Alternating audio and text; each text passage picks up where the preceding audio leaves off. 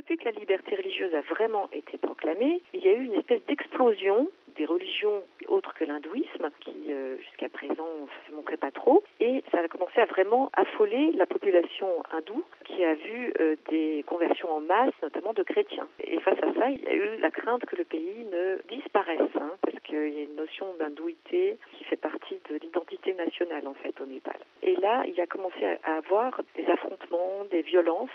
C'est là où la constituante aussi a commencé à évoluer, parce que beaucoup d'hindous qui étaient présents parmi ces députés, qui ont demandé en 2011 à ce qu'on vote une loi anti-conversion. Donc ça remettait complètement en question la laïcité de l'État. C'est-à-dire qu'ils voulaient restaurer une religion d'État, l'hindouisme, et punir très gravement tous ceux qui risquaient de porter atteinte à cette religion ou à se convertir ou à vouloir convertir les autres. Les chrétiens font état de discrimination à leur encontre, autant de l'État que des groupuscules hindous, on va dire extrémistes. Oui, alors les chrétiens au début ont pensé qu'avec l'arrivée des maoïstes au pouvoir, les choses allaient changer. Et c'est vrai que ça a commencé par une espèce de vent de liberté, dont ils ont dû déchanter assez rapidement parce qu'en fait les maoïstes étaient quand même foncièrement assez anticléricaux, même s'ils ne l'ont pas montré au départ. Donc ça s'est traduit par des sanctions financières ou alors le fait que lorsque les chrétiens demandaient par exemple à pouvoir enterrer leurs morts, pendant presque un an, une polémique énorme au Népal parce qu'il n'y avait pas de cimetière pour les chrétiens. Donc ils avaient menacé de défiler à Katmandou avec les cadavres en disant on les enterre où ? Il y a des écoles privées qui ont été fermées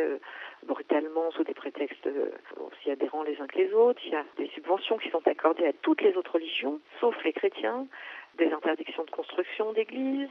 Voilà. Donc ça, ce sont, je dirais, des vexations et puis un manque de réponse de la part du gouvernement, surtout quand il y a des menaces graves envers les chrétiens, des menaces de mort. Ils ne répondent pas, ils n'envoient pas la police, ils ne prennent pas les dépositions. Et donc, parallèlement, ce qui est encore plus grave, ce sont ces groupuscules, surtout hindouistes, qui, eux, ont fait des attentats dans des mosquées, mais surtout des églises. Et là, tout récemment, ce groupuscule qui s'est fait tristement connaître, la Nepal Defense Army, a à nouveau menacé les églises catholiques surtout de placer à nouveau des bombes dans les églises. Donc c'est pas juste une petite crainte. Et les chrétiens du coup sont très très mobilisés pour défendre ce principe de laïcité et de sécularisme de l'État.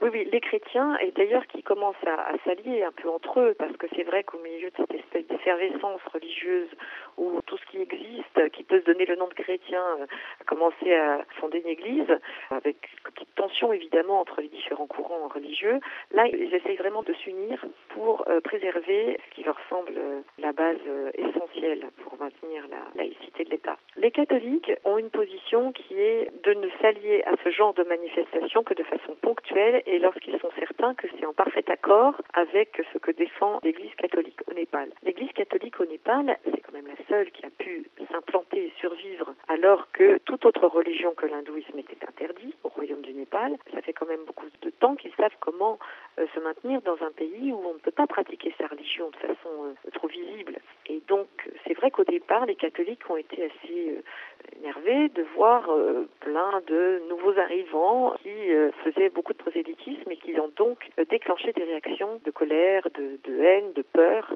alors que l'Église catholique n'avait jamais déclenché ça. Mais avec les derniers événements, ils se rejoignent pour dire qu'il faut défendre les droits de l'homme, défendre la liberté religieuse et défendre donc